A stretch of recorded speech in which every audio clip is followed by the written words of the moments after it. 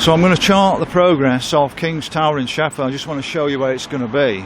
Now, here you've got the Easy Hotel, which most of the die-hard Sheffielders remember as C&A building, then became another budget closed building.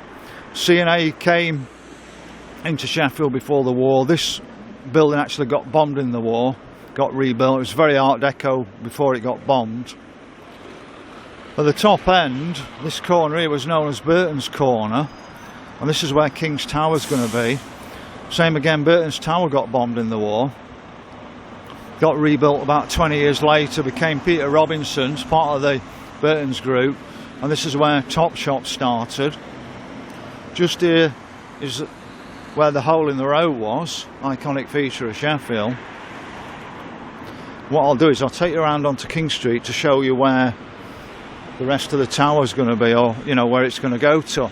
But you're going to keep the Easy Hotel, and then King's Tower will be this corner element here. So this is another angle on King's Tower. We'll walk across where the hole in the road was and the super tram is, onto King Street. Now, I'm all for having a tall building in Sheffield. It can be 80 stories as far as I'm concerned. But somebody said it's more like a, what's it now?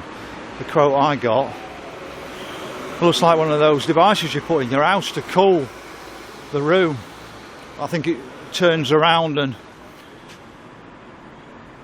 an air conditioning device. And to me it doesn't look pretty at all. But the second thing is that if it was going to be a public building with shops at the bottom, which I think it will be, then offices, then a restaurant, and then a viewing platform that we can all access, I'd be all for. But to me it's just going to be more apartments, and I'm understanding it's going to be student apartments again. So it's 40 stories of students' apartment. I'm sure we're not filling the rest of them. Now, a quote from an SDP guy, he said that we had 70,000 steelworkers producing something, and we've exchanged that for 70,000 students not producing anything and loading themselves with debt. And most of that debt, 75% of it, we'll end up paying it anyway, because most of the students will never earn enough to actually pay the debt back. So we're on Angel Street at the moment, looking down to Snig Hill. But this area got completely bombed out in the Second World War. All of Angel Street had some beautiful buildings here. So most of it, what you're seeing, is 1960s stuff.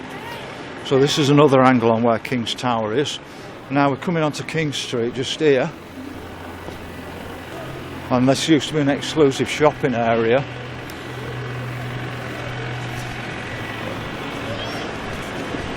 So that front element from here to about there, I'll draw you the line. I walk right round because I couldn't see it for the light, but you can see this element here. You come to about, you can see the join in the wall. So this bit will be King's Tower, and the Easy Hotel there will stay. So you're going to have 40 stories climbing right up here.